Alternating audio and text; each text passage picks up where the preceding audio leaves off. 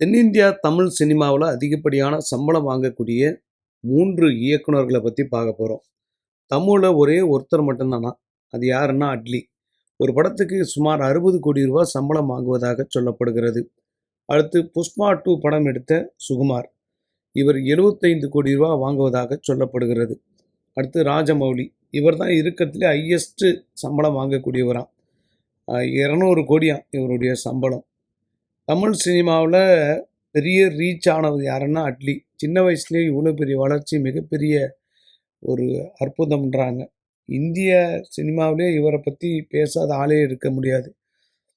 மும்பையிலே ஏகப்பட்ட வீடு வச்சுருக்கிறதா சொல்கிறாங்க அட்லிக்கு.